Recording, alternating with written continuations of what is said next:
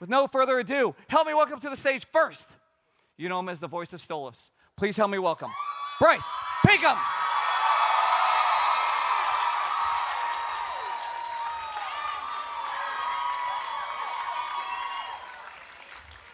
You know him as the voice of Moxxie. Please help me welcome Richard Horvitz.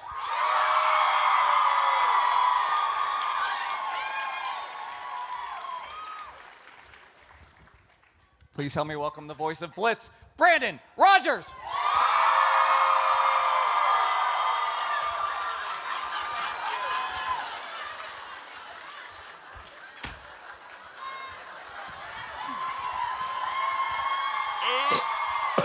Hi, everyone. Quiet. This is a very serious event. We're here to be. And if you brought your children, I don't know what the fuck you were thinking, but yes, and I think we still have someone else who's here with us, don't we? For the third time. Oh my God. Oh. Okay, say whatever you want until the sign goes back up. Shit, fuck, piss, cum, shit, fuck. Okay, there we go. All right. For the third time this weekend, help me welcome back to the stage, Vivienne Maree.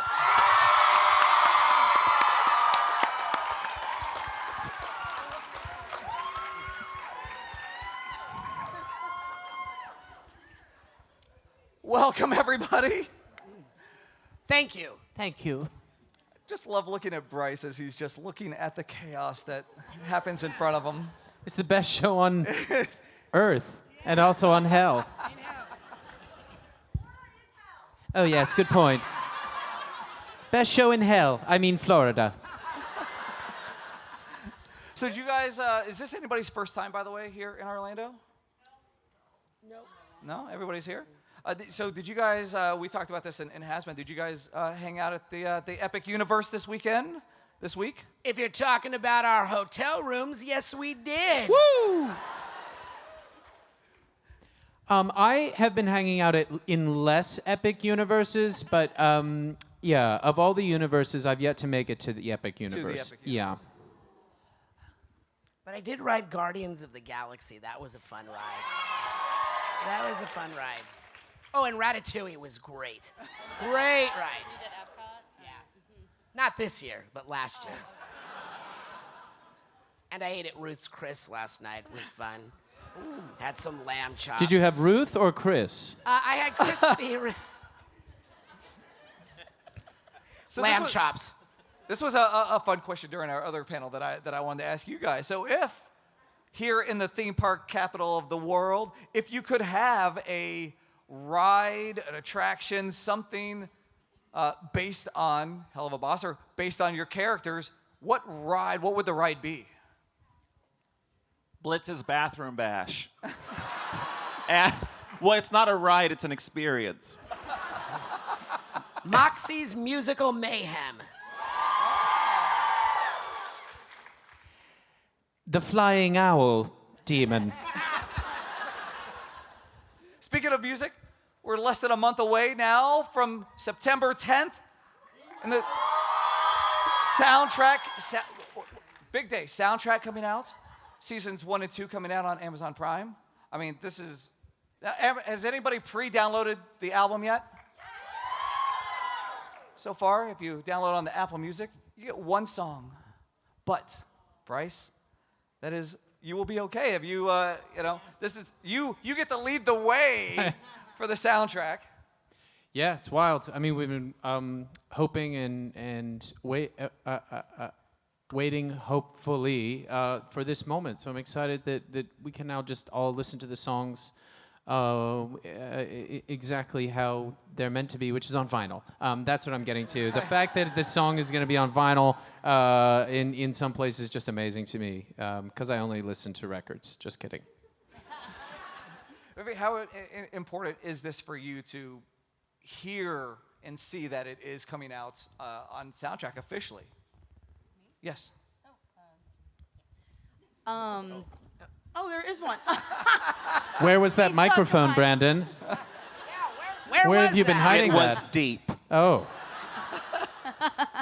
I mean, it's super exciting. Obviously, the show has so much music in it, and especially as the show started, it was so scrappy and indie that like a soundtrack and like all that process like just wasn't at the forefront of our minds because people were asking for it from day one. Like the second we had a song in the show, they were like, "Why isn't it the streaming?" And so it's taken us so long, but like I'm really excited because like thanks to like partnering with like an actual label like Atlantic, it makes it like this huge moment where it can be supported in like a much grander way. So in a way, it's kind of nice that we waited so long because we were able to like bring it even higher quality, Absolutely. And then with seasons 1 and 2, and then subsequent seasons coming to Amazon Prime, a lot of folks are wondering if it's going to still have that crassness, the brashness of the first 2 seasons. What can you tell us about that? I can say cunt. Yes. Yeah, I think the most exciting thing about it coming to Prime is there's That just two- Brandon can say cunt. Yes. That we all can say cunt. Because Stolas may or may not. I say see you next Tuesday. Yeah. I'm wondering if by the end of the show all the characters will have said cunt at least once. Have you? I don't know if he has. I genuinely Say I write it. the show. I wrote it. I write the show and I can't even remember if Moxxie has said cunt yet, but I think Stolas has at some point. Spoiler. But yeah, it's a fun word to write, and also one of the writers is Australian, so it's gonna happen more than normal. But what's exciting is with it coming to Amazon, it's gonna be uncensored. So yes, all the really good delivery that you had in episode 3, I think it was. Is in that one. And so it's gonna be episode on- 3. That's one that had to be fully. I say, I'm not going to spoil it, but I say a really good one. They got to bleep it on YouTube. I was very they mad. bleeped it. We had to bleep it. And so there's that. And then also, and this is just something like that's fun for, I think, like avid watchers of the show. We actually, like, because we were given a chance to, like, touch the episode again, we got to, like, kind of finesse. With permission. With permission. Yes. Consent. With With consent. consent. We had We Jeff could Bezos' consent. consent He to consented. touch all our episodes. Yes. We consensually touched all our episodes again. And so every episode has just a little bit of finessing. And so there's, like, a little bit of, like, details that might be different or animation that might be slightly different. All in right, George places. Lucas. Yeah. So you guys might see something, but it's gonna be like the trained eye. Like it's not gonna be super big, but I'm excited for that too because I feel like in a way there is gonna be like there's reasons to rewatch it. And It's Yeah. also gonna be in lots of different languages, which is cool. So. And an ode to George Lucas, Viv created a new character called Jar Jar Sphincter. And Jar Jar Sphinx. yeah, Jar Jar Sphinx. Jar Jar Sphinx. Jar Jar ass. Is that how Jar Jar? No, that was Yoda.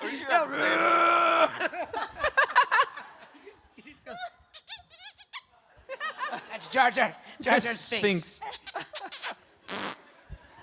Very tight in here it is. Now that I realized I haven't seen one toilet bowl in Star Wars. Where I've seen them eat. I know they eat, but have you seen? Is there an episode or a movie where there's a toilet? You fucking pervert! Why would you know? That was way too fast an answer. Mandalorian, right when he's pinching one off in front of Baby Yoda. Sorry. Grow up, you guys. There's a fucking panel. We're here to talk about a dignified show. How quickly we go to poop. You. That's all you. Yes, Vivienne, where's the pooping in season 3? Nowhere, because I don't think it's funny. But I like how much they talk about it. That's funny. It's funny 'cause She's it's pooping shameful. as we record, and she's like, "This is not funny." Everyone poops. Didn't you read the book? I think it was Amir. Amir was the one that was like, "Did you know there's been a study that farts aren't funny anymore?" Yes, he did say that. Oh, please. And then he He proceeded said- to fart. Come to my house. Amir just doesn't want us to laugh at him so much. Yeah. Anyway, yes. You were saying. So again, and I mentioned this before, and I love the dynamic of you three on stage and the show together because you do come from vastly different backgrounds. Theater, traditional voice acting, content creation, but yet it still flows and works. Like, when did you realize, Vivienne, that melting pot could actually work as opposed to going a traditional voice actor route? That's a good question, because for me, like, voices, like, distinct voices are always, like, crucial to me with character. And so, like, even though there are some legendary voice actors who I'd love to work with, I feel like I hear them, you know? Like, I hear them, and I go, that's that person, or that's that person, and they don't disappear into characters to me. And so for me, I, like, especially with Brandon, you have such a distinctive voice and such a distinctive style that I was like, oh, you would embody a character. Like, I can absolutely hear, like, this character Blitz with your voice, you know? And Richard, same thing, because I feel like I mean, you do have some of that where there's some iconic characters that, like, you definitely recognize you, but I feel like you just take them to a level where they are a character. Like, I don't think, like, especially now knowing you, when I rewatch Invader Zim, I don't go, oh, that's Richard. Like, I have to, like, consciously make that and go, oh yeah, that is Richard. You know what I mean? Like not knowing it's you. We like when we forget you're part of it. Yeah. Did you mean to whisper into the microphone that part? Because I'm not quite sure. I was being very private about that. You know how she said you have, like, a distinctive voice. You also have a distinctive odor. Right now, so just so you know. I'm sorry. Sorry, that's okay. And I couldn't hear any of that. That was just a long pause I took yeah. for no reason. But, and likewise with the theater actors that I work with, like Bryce, like, I think with you specifically too, it was like a lot of it's through music, because the shows are so musical, and I know these characters will sing, and so I'll be listening to soundtracks to try to get inspiration for the character. And I think I was listening to Gentleman's Guide and the song Sabella, and I was listening to it, and I was just like, I feel like this, and I did ask Cassie, I was like, do you think this actor would read? Like, do you think that's a possibility? And they were like, I mean, we can try. And then you did, and it was wonderful. And it was one that I did tell them, though. I was like, you don't need to send the song audition, though. because I think the song audition might have been, like, I forget which one it was, but. Yeah, it was. I think the suggestion was to Sabella. sing a song from Gents Guide, and so I remember being like, well, I can't do it as well as the guy Yes, on the yeah, that album, was- but. That's what, yeah, I heard that in the audition, and I was like, oh, this guy's got a sense of humor, I like it. So that was really special. So yeah, I think for me though, I want to find people who escape into characters, and I feel like, to me, that's why I don't look to, like, I don't need, like, to go just as one world. I feel like all of the worlds have a uniqueness to them, no matter what experience an actor has in the overall industry. Now, Richard, for you, someone who, traditional acting, traditional voice acting, what have, being a part of this and helping with direction, what have you actually taken away? What have you learned from working with folks outside of traditional voice acting? Mostly STDs, but especially from some people. But I take penicillin all day.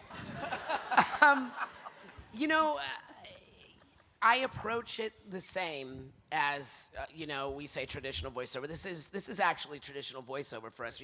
But you're talking about, like, in regards to maybe a network or cable type situation. Like working with folks who aren't traditional voiceovers, but learning, what does somebody from stage, somebody again like Brandon coming from content creation that isn't a traditional. What have you learned from them that you have taken into? So for people like, let's say, Bryce, I personally think that theater is perfect for voiceover, because we're very expressive in theater, like we are expressive in the booth.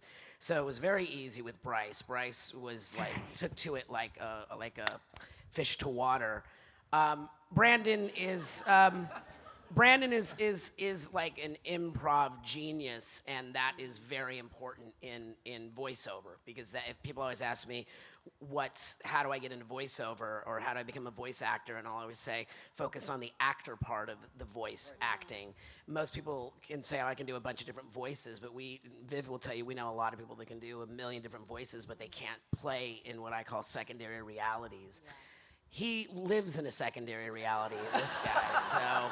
So all we have to do is, like, put a mic in front of him, and then we come back 3 hours later, and he's done something in there that we can just put together in an episode, right, Viv? Yeah. That's what I've taken away.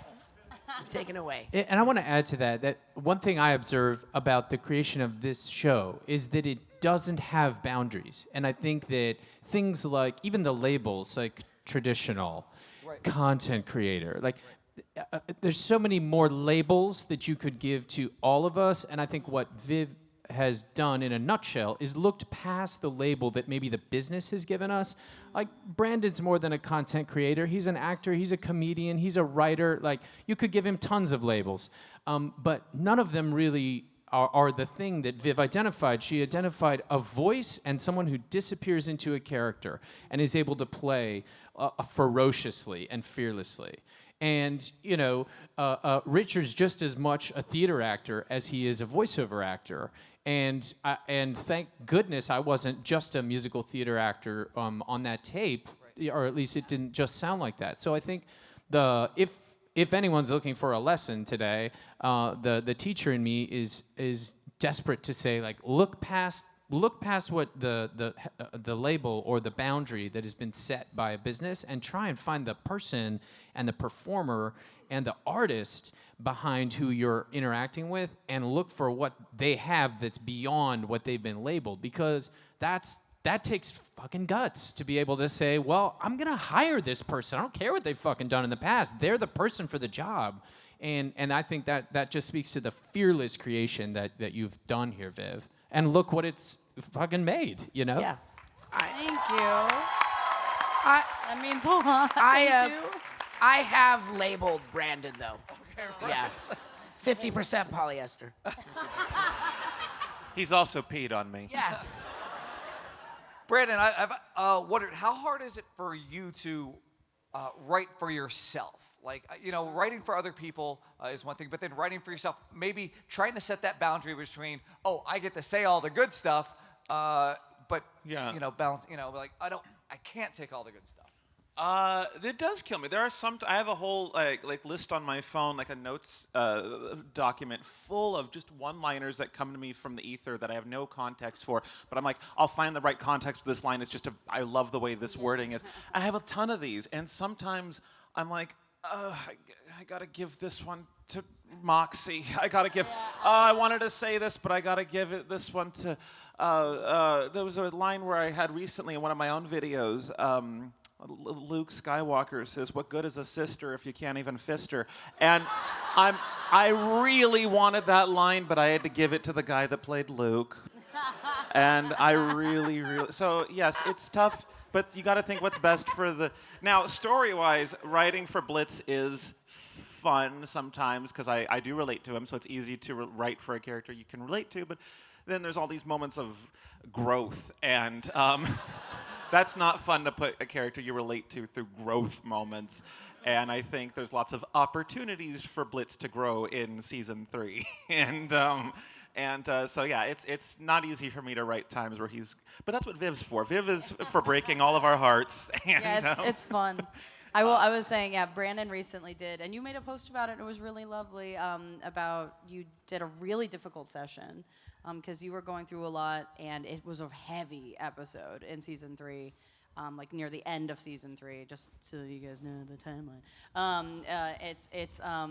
So it's a while from now, but it was one of my favorite episodes to write because I knew it's like a really heavy episode, and it required a lot from you, and I was like, and you really embodied it in a way that was incredible, and it was a heavy session, and that was one that it was me and one of our writers, Adam, handled. So it was like the two of us. But they're also we are people that you've worked with so much, and I feel like you know, I think that maybe added, but like it was a great session, and I recently just saw the boards come in from it, and I was like, oh god, this is getting me. That was definitely the most, yeah, it was a very emotional episode that involves everyone up here, I think. I'm very, very scared for it to come out. I'm scared to see an animatic. I'm just scared to see anything. I almost don't even want to watch anything of it until it comes out because it is awful to get there. I mean, like, I'm very happy with how it came out, but it was the most challenging bit of acting I've ever had to do in my life. And it was just on the worst day that I've had like all year, and we go into the studio, and then you get this thing, and it's like, I don't want to say, but yeah, it was awful. I was like, use it. Yeah, she was like, use it. You can use it. She threw a box of Kleenex at me and said, Use it, fucker. And I believe she called you ho. Get in there, ho. Get in there, ho. And dance. yeah, Dance. Shake your booty. and maybe you'll get dinner. Get on that pole. Maybe. Sorry, we call the mic a pole because sometimes you really got to work it. Yesterday, we chatted about those fanboy moments where you saw somebody in a green room or something. But I want to know, has there been a moment where you were at a convention, you were in a green room, and another guest came up to you and said, "I really like what you guys are doing with this show"? Have you guys had that? With the show, Yes. I know that there was that one time we were at a show and Brad Pitt came up to me and said, "I wish I was as good looking as you. I'm not familiar with you or any of your work, but you're really good looking." There was that. I would say Why for is that me, funny? it's other cast members of Daphne Riven-Vega and Christian Borle. Like these are in the Broadway world. You the greatest part about getting to be on Broadway is you often get to be surrounded by and occasionally join your heroes, and so to be in the green room and even in the same universe as some of the. I remember seeing Christian on stage when I just moved to New York and being like, I want to fucking be that guy. And I think I maybe said that to him once backstage. So I had a fanboy moment with him, and now we're in the same universe, seeing him in the green room, sitting down and chat. I don't mean to fanboy on Christian, but that's just an example of, I think one of the great things that happens in our business is we get to join the people we've looked up to, and become colleagues to them, and that's a scary thing. Talk about fear, but it's also an amazing thing when you realize, holy shit, like, hey, young Bryce, like you fucking did it, man. You're here next to your heroes, and they like your work. So shut up, critic Bryce, you suck. Yeah, I feel that. Yeah. I'll piggyback off of Bryce.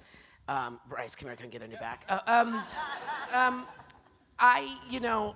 I'm kind of one of the younger people on this crew, and I'm always amazed at, like, we have like some really big names that grew up watching my shows, and it never occurred to me. And one of them was Darren Criss, and Darren came on, and he was like, "Oh my gosh, I'm a huge fan of Alpha 5, and I grew up on the Power Rangers and Invader Zim." And then he did an interview in Rolling Stone where they asked him about playing Peter at how was it on Hazbin. He goes, "Well, it was doubly important to me because, like, a guy I grew up watching who's kind of iconic for my generation." So he said that in print, and I was so nice. And so so we struck up a friendship. I texted him after he won the Tony Award, so congratulations to Darren on that. And I get a lot of that. I get a lot of, like, this guy knew me as from Power Rangers too. Alf. Well, from everything. From Billy and Mandy, who watched all the time. That shit was always on in the background, and someone turned that off. And then someone left the TV. That's always everyone's impersonation of me. Like I'm the frickin' penguin. We're like some of the penguins in that one. I was the penguin. Yeah. Slur, slur, slur. Yeah, slur. there they are. There's the slurring penguins right there. Slur. I think it's cool when I get to work with some of these people and I don't know they're a legend until after I've been trashed with them. And some of these people, I just know them as the fun carny folk that I travel with. And we have dinner, we have drinks, we watch movies. It's like we have a little sleepover weekend every weekend. And then you look at their IMDb, you look at what they've done. Oh, there's a legend. I've just been, oh my God. I want to say so many names. Slur. Slur. No, I feel that. That's exactly how it was. I think it was the con I was with I think my mom was there. Richard, do you remember which con we met Bob West at? Oh yeah, we were. Yes, I do remember. Was my mom with us? Yes, she was. Yeah. She was like, she flipped out. Yeah, my mom got really excited because Bob West is the voice of Barney, Yeah. and like that was like my first ever show, right? And like. it was so cool because he likes the show and it was so cool. Like he was like, oh yeah, I love the show, and I was like, that's surreal. Like this is like probably like the first voice actor I ever heard, and he likes the show, and so like we got a picture with like my mom because it's the coolest thing in the world like for us like on our end to be in the green room, and just so you guys know like like we have those moments too like where like we're just sitting down and we're like, wait, that's. You know, and you don't always get to say hi to them because you don't want to bother them. But like, you know, sometimes it's like one time I was at a con with Carrie Elways and he like walked by and I just went, I love your stuff. Like, I love you. And he was like, oh, thank you. You know, and I was like, okay. I was like, you know, sometimes it's just like the smallest little thing when you work up the courage. But and sometimes you never do. Think about this. Someday in the future, someone in this room is going to have a hit show, and one of us is going to come up to you and go, hey, I love your work. And you go, holy shit, Vivienne Maree loves my work. Like that's the cycle we're talking about. It's gonna happen. It literally is. I mean, I met and befriended Maxwell Adams, who created Billy and Mandy, and is like the sweetest human. And like it's just the coolest thing. Like it could happen someday. Like really, for real. Absolutely. Yeah. You know, seriously, that same convention that Viv's mom met Bob at, she came up to me and she goes, oh my God, Vivienne bought everything from Hot Topic, Invader Zim. I did. No, I was a huge, which like makes the fact that we're like, I can call you such a close friend now is unreal. Yeah. You know, and that's also why. But like when I rewatch them, because every so often I will, I'm just like, you know, it's a good go-to show because it literally inspires me. Like when I watch them, like when I need a pick-me-up, I'll watch an episode of them because it like almost brings me back to like, because I also just genuinely the art style of that show. You lie. You would never get that show ever made. Now that I know the animation pipeline, I'm like, this show could never exist. It is barely existed. It is the hardest art style, and it's like so detailed, and it was back like in the like paper days. Yeah. So I was just like, oh God. But so, we had 3D. That was the first thing 3D, they cut. yeah. So that's that was the first thing they cut. That show was like now that I'm an adult who works in animation and knows the work, like that show was crazy expensive. Like I was like, oh my God. So yeah. Anyway, amazing show. But I'll watch it for inspiration. But whenever I do, it is like so easy to separate you from the show. Oh. You know, it's I don't like, you know, I don't watch it and feel uncomfortable because I'm like, oh, I know that person. It's like, no, it's still a show. You know, like, he's not that funny now that I know him in real life. Yeah, no, Jeez. I don't know. I could have done a better take there. I wouldn't have circled that. Never meet your idols. Jeez, he's a guy's a dick. But this is a true story. I've always said from when I started my career that someday someone who grew up watching one of my shows would be in a position to hire me and work with me, and it was Vivienne, because I always knew that. I just couldn't name or put a face to it yet until Vivienne came along, and I went, I was right. And so please hire us all in the future. I think that's what we're going to do. So we do have some time for some audience questions. Hello, what is your name? Lily? Lily. How do I get this down? Squeeze it right there. Perfect. Squeeze it. Right, Brandon? Oh no. It happens. It's okay. You can hold it. Yeah, you can hold the mic. Okay. There you go. Can you hear me okay with the mic? Yes. Yes. Okay. Hi. You Hi. guys are awesome. My question is, since we all know how intense Blitz is behind the wheel with road rage, how do we think Stolas would be? That's a good one. Oh. Well, it depends on whatever mood his driver's in, I imagine. I was going to his say, I driver don't know is that out. I've ever had to drive, my Do darling. you think Blitz has to teach Stolas to drive now? Well, yeah, but in a different car, because he's going to be like, Yeah. am I going the right way, Blitzy? Is there a sunroof? Your head's out the roof, but your hands Yeah, and Blitz is like, no, in Hellmerica, we drive on this side of the road. and when he honks the horn, he goes, hoot, hoot, hoot, hoot, hoot, hoot, hoot. His Hoot, big hoot. old dumpers hanging out the back of the van. Hoot, hoot. Yeah, it's like he's like pooping on his own windshield, right? Hoot, hoot, You had to bring it back. hoot, hoot. Full circle. So the bottom line is that it involves poop. Yes, that is- absolutely. Thank you so Fun much. question. Thank you.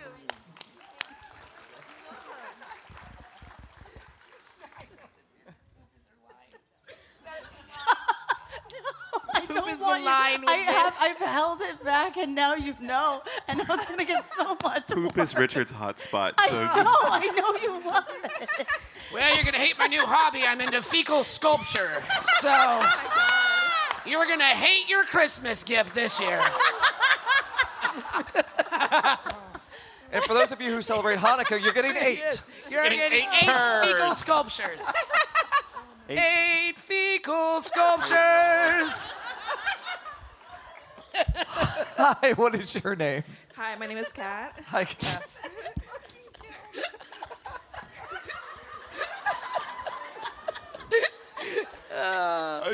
About 10 minutes from now, I'm hitting my workshop. So I was that's. just gonna say, I can't stop picturing you in a workshop, like the little candlelight. Sorry. Everybody He models turds. moves. Yes. Well, he's into it.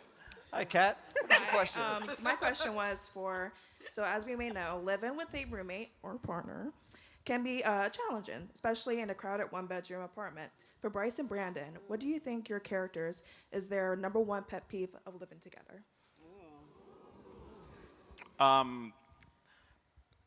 Honestly, I love my daughter, but when she's there, we can't bang. Oh, no, we're not banging.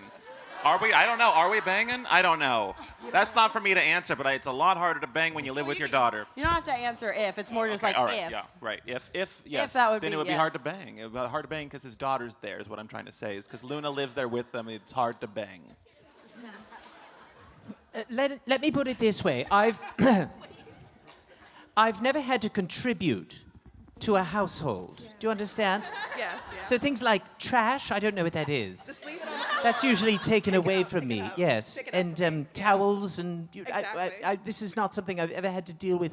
So expectations of, I don't know, being a part of cleanup. That's not. I'm not. I don't know what that means. So good luck. Thank you so much, guys. Love you. Thank you. Thank you. Hi, what's your name? Hi, my name's Melissa. Hi, Melissa. My question is for Richard and Bryce. I wanted to ask if Moxxie and Stolas ever went out for a day out together, what would they do? And I also need to be specific here. Specifically, if Blitz is unable to follow them, what would they do? So he can't crash it. Blitz can't crash it. Has to involve theater, that's for sure. Yeah, I think we'd go see a show, Yes. and then afterwards we'd go to a karaoke bar. Yes. Yeah. Yes. Yes. Yes. And we'd eat hot wings. And then you'd get offended because you said, I knew that bird. Yes. Say, that was my cousin. That's my cousin. But when you poop him out, you should make a fecal sculpture of that. I can tell you what he looked like. Everybody squirts. Sometimes. Sometimes. Oh my God. Sorry. Thank you. It's always twisting my turds, my words. Thank you so much. Don't shake his hands. And certainly don't let him feed you. But I will be taking commissions at my table. Yeah. Hi, what is your name? Hi, my name is Joang. It's great to be here. Love to see you guys. I just wanted to ask you, since you inspired me so much, how does it feel to see all the fans that are inspired by your show, Vivienne? Okay. Bring it back. Bring it back. Bring it back. Bring it back. Well, I mean, genuine. I mean, I had a really nice response to this question yesterday, so I'll try to say a similar sentiment because, really, it never gets old. It's the same feeling every single time. I get so excited. Every con I do, I'm like, this is a new chance to meet new people, hear new stories, get reminded of how much, all the tireless hours and all the work that goes into the show. This is why, and this is what this is what I'm doing it for. Because I know the shows matter so much to you guys, but at the end of the day, they also they matter to me, and I'm making it for myself. But I know there's so many people like me out there, and you guys are enjoying it, and so that means the world. And the fact that you come here and you're willing to pay us money just to meet us, just to get something from us. Like it's surreal. Like and we have to remind ourselves like that's so special, and we're so honored, and so thank you guys. It's truly like it's such an amazing feeling. I can't put into words. I feel like I'm less eloquent than yesterday, but Thank you so much. Thank you. Hi, what's your name? Hi, my name is Bryce. And Oh, hello. Say more. this question is mainly for Viv. And in season 2, we got more of the backstory of Moxxie, Millie, and more of Blitz's backstory. Are we ever going to get any more of Luna's backstory? Ooh. That's a good one. Obviously, I cannot answer, but there is a part of me that wonders if because I feel like Luna, she's a damaged person, but I think part of the show is about the growth, And I feel like we know who Luna is now, so I don't know if we need. We know we learned a little bit of her backstory, but I don't know how much more of her backstory we need besides what we already saw, because we know her situation and we know how she came to Blitz. And so there is a part of me, I'm not saying it's never going to happen, but there's a part of me that wonders if we necessarily need that to see the growth and the character that she becomes. And because I think I just am thinking about what we have in store for her, and I'm I don't feel the need to go back. I feel the need to go forward, because I also feel like she's probably got a lot of trauma in her backstory that I don't know how fun that would be to get into, Just She's feel still sad. in a very intermediate place of her Currently, currently she's still in this, So I feel again, the context of knowing where she came from is very important to understand kind of why her walls are up as high as they are. But I think the story is about the story is about breaking the walls down. It's kind of similar to Blitz, So Her walls are much more interesting, I promise. She's got some great gray walls. Yep. Thank you. Thanks. Thanks, Bryce. Hi, what's your name? My name is Jovian. So you guys are voice actors. Obviously, a lot of the lines that you do, we're not able to see your mannerisms, your body language, etc. Do you guys have any that you do, maybe for specific lines? Maybe you can tell us a little bit, but would you say you have mannerisms you do for certain lines, certain deliverances? Do you happen to sometimes even do full body language, even though you're not being seen? Well, for the most part, we all record standing up, and so we're very animated. I'm a big proponent of standing up when you record, because you have the energy emanating from the feet up all the way through. And so I don't think we're ever really aware of our mannerisms when we're playing, and that's what I call it. We're playing pretend. So I think we just naturally, if it's an energetic scene, we're going to be doing this. But often you have to realize that we're also reading our scripts as we're doing it, because we don't memorize our lines. So we're kind of reading at the same time, or we're looking at it on a screen. So I don't think that I've recognized any kind of specific motions. I mean, I think that Bryce adopts a regal stance when he's recording. Hoot hoot. Hoot hoot. Yeah, he does. He's very regal. I think it helps. Everyone has a little bit, because based on especially when I'm over Zoom, we just have the camera, and everyone has a unique way of embodying the character and mannerisms and acting. I will say to continue to piggyback off Bryce praising Christian earlier. I recently. Because I don't watch you guys. But we have the footage filmed, and so sometimes I'll watch it back to I'll be what was that one? Like a circle will. I'm no, I don't think that was the right one. So I'll go back sometimes to the footage, sometimes because it helps. Because I'm oh, this was at this point, whatever. And so I watched a bit of his, and I was he's really animated. He's doing and he also will not look at the script that much. He'll go off of it, kind of.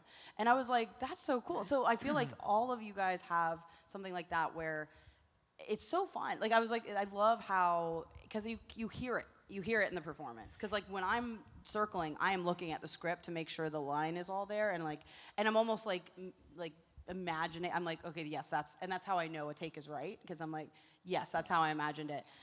Yeah, so it's cool to like look back and see, and hopefully we'll have more of those, because I know we have a couple of like the footage versus the final episode videos. So hopefully we'll have more of those, because I think it's really cool to see you guys do it. The teacher in me wants to talk, and that is to say that oftentimes the most fun you can have is in your body, not in your brain. And so being physical, it can unlock more play for you, I think. For me, definitely. And I know that's true of Christian, too. And it's hard in the booth because you are beholden to the microphone. So you might not hear that I say, right? But at the same time, I can still be very animated as long as my voice is placed in a place the microphone can pick it up consistently. That's sort of a stipulation here. But using our bodies fully to find more creativity and fun, I think whatever that does, especially Christian and I who are theater performers, like that's what unlocks it for me. My body does. My brain wants me to stop doing it because I'm scared. My body just wants to have fun. So that's why I think standing up and animating as much as you can in your body will translate into your voice and ultimately your performance. And Teacher hands mode too. off. Like there's a lot of hand motion, a lot of like hand acting. You know, it's really cool to see, because I want to watch back a lot more of the footage, because I'm like, I didn't get to see any of this fun stuff because I was just at the page, you know. So it's cool for me to see too. Thank you. Thank you. All right, so we have a little bit more than we have about 10 minutes left. We're gonna try to get through as many as possible. Hi. Hi. What if your characters react when they're playing Uno? Uno? Yes. Pass. I'd probably try to either build a house out of the cards or roll a joint. And I win. Thank you. Hi, what's your name? Hi, my name is Jennifer, and I just want to say thank you, Brandon, for signing my Blitz t-shirt. Oh, I did. So my question relates to the hit Netflix film K-pop Demon Hunters. Yes. When's their panel? I may be the only person on here who's seen this. I think, what is it? Katie Killjoy, K-pop Pussy Demon Pop, Hunters. Demon Hunter. K-pop Demon. Killjoy's Pussy Pop demon Katie- fecal sculptures. Yes. Fecal Katie, Pussy Pop, Demon Hunter. And I think it's a great show. A lot of tits. So my question is, what is your character reaction towards the movie, and what are their thoughts and feelings towards the movie and its songs? I don't think they've seen it. Mine's like this. Whoa, cool. I know because I've asked, and I've been like, have you seen that movie yet? And We have not seen nobody here has seen it. I don't think. I'm like, Blitzy, bring the snacks.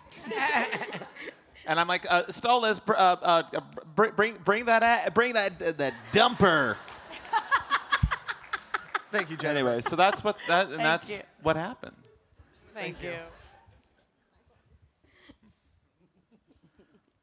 Hi. Hello. What's your name? Hello. Okay. My name's Angel. I know you guys were talking earlier about recording season 3. Oh my God. Don't worry, I'm not gonna ask any specific questions. I know you can't share details, but I wanted to ask, how does it feel to interact with fans knowing that we have no idea what's coming next? You ever look at us and be like, That's a "You great poor question." naive soul"? That's a good one. It's like talking to people who haven't seen your private parts. It's like it's just. And there are very few of those when same. it comes to Brandon. I don't know if that's the same emotion I would share. I have a secret, and it's always around. And I always know about it or them, and you don't know or have seen or what I have. I might not have anything. I might just have a hole or a cloaca. What was your question? Why am I talking? I have not seen K-pop Demon Hunters. I would just say it's fun. It's fun knowing what happens and knowing, how it's gonna break people, and also, and also just how much people are gonna love certain things as well. It's not just gonna break you guys, but there will be stuff. There will be breakage and there will be happiness. So yeah. I think it's part of the fun. It's like, it's like I got a little secret, and sometimes having a little secret is nice. But also, it's not a secret that will last forever. So it's just like I enjoy a tiny bit of mystery and secrecy, knowing that eventually you'll know and we'll talk about it. Yeah. Okay. Thank you. Thank you. All right.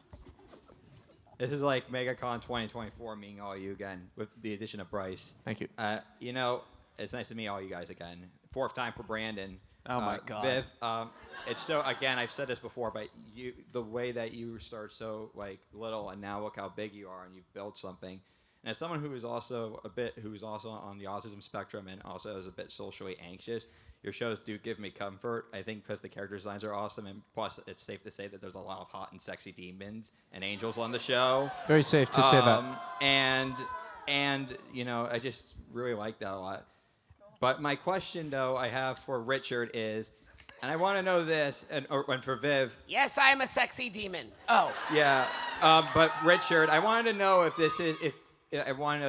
if you were actually the voice behind Shiriki Atundu in the Tokyo Disney Sea ride of Tower of Terror. And for Viv, if there's going to be any more shorts that aren't going to be mission-based, like Hell's Bells. And for Bryce, what is your favorite flirty line with... Those are three questions. Yeah, the people behind you are going to find you after this panel. The answer is yes, I am the Shiriki in Tokyo Disneyland. Wow, I actually have a pin of Shiriki Atundu. Yes, And I will answer that one just because I think it's something everyone would enjoy hearing. Yes, there will be some that are not missions.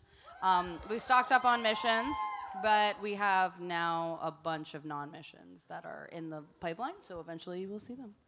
Why, hello, my big-dicked Blitzy. I always loved Yoo-hoo, Blitzy. Perfect. All right, thank you. Thank you. Thank you. Also, I kind of feel like this show... I kind of feel like this show is Animate frickin' Orlando. What? Not MegaCon. So, yeah, this isn't MegaCon. This is Animate Orlando. I think it kind of feels like that around here. Hello. Hi, my name is Piper. If there was an episode where the characters got body swapped, who would you like to see your character in the body of? Yeah, what body do you like? I like to be in Fizz so I could show him how to properly do a bit, funnily. What? Hey, we're both clowns. I don't know why he got to retire as one and I had to kill kids. I would be in the body of, I guess, Ozzy, because he's tall. So, Yeah, I was going to say Asmodeus for sure. Thank you. Hello. I like these fast questions. Hi. Hello. This is more of a question for Richard and Bryce though. If you could voice any Hazbin character, who it would be and why? Oh, I know Richard's answer. I know Richard's answer. Yes. Yes. Yes, Miss Bomb. Sherry, would you like to do a sex with me? Yes, I'm doing a sex with everyone. I would say any character that's voiced by my Blitzy, Brandon Rogers. While you say that, though, I do want to take this time to put this out there, because a lot of people have come up to my table, and I'm here to tell you that I am not Baxter in this season. Everyone thinks I am. I don't know even how that got started. I don't know where that got started. But you are going to love Baxter. It's Kevin Del Aguila. Yes, and he is amazing. You will love him. Yes. I was convinced. Del fecal matter. But no, he's amazing. If any of you if you want to hear more of him, now, because I was gonna say more of him, like you haven't heard Baxter yet. Yeah. I mean, there's a one little clip from San Diego Comic-Con like last year or something, so you can watch that. That is his voice. Someone was like, "No, that was Richard in that clip, but it's gonna be this other guy." No, that's him. That's him. Yeah. Anyway, I say I'm not Baxter, and everyone's like, "Okay." It is him. I'm like, no, Go really not. Google like San Diego Comic-Con clip. You will hear him. But if you want to hear him outside of Hazbin early, he's on the soundtrack for Some Like It Hot, which is an amazing musical that unfortunately closed.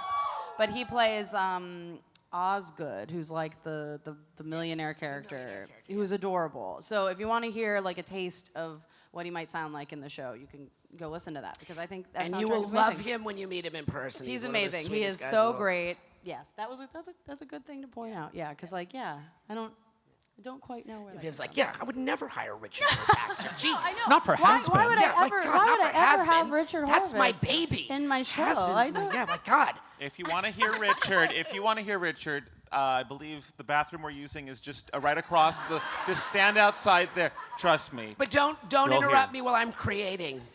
Because I'm in the zone. Yes, he's a turd twister. Yes. Thank you. All right, I think we can try to get through two more questions. Two more questions. All Hello. right. Let's do it. We'll try. Hi, my name is Brittany. I apologize, but this question is specifically for Bryce. Taking off what you said about being the Broadway community and how you admire these people, and my dream is to be on Broadway as well, and I hope that someday I will get to share the stage with you. It would be a big honor of mine. My big question is, what advice could you give for somebody who's trying to be on Broadway, just like not being the traditional body type, of a way to stand out? Well, this goes for anyone who's trying to do anything like your dream. You have to be yourself. First and foremost, you have to be yourself because you hear it all the time, right? There's no one like you. But it's true. And look what I said before about Vivienne, how she chose all of us. She didn't choose us because we were a certain way. She chose us because of who we are. And so if you can put that on as a positive armor for yourself and say, this is who I am and I'm unapologetic about it, then you can look for the space for you, who you are, and also ask for it, demand it, wait for it, and persist until you find it. So, learn to make, this is for everybody, learn to, I was going to say make love. Learn to make love with yourself. Well, do that too, but also learn to make love with who you are, and really, it's hard. It's hard to love completely who you are. You love some parts. It's hard to make love to yourself. It's hard. It's make love, fuck yourself. It's hard. Yeah. I understood what you meant. And you have to learn to make love to yourself. Yeah, you don't just wake up and do it. Yeah, right. I did. You did? Well, I couldn't stop. Sorry, this is the wrong panel. But truthfully, in all seriousness, you have to love who you are and bring that love into every space, whether it's an audition or a workshop or a thing you're making. Don't try to make yourself something you're not. Love who you are and bring that into the creative space, and you'll find the people who love who you are too. Thank you so much. You're welcome. Thank you. Unfortunately, this is going to be time for one last question. I know. Hello. I'm so glad I made it up here. Hi. Okay, this is just really a fun question that comes off of Blitz's love of horses. Oh my fucking God. Yes, I mean, yes. What? You know what horses do? Huge. They give Richard something to work with. Yes.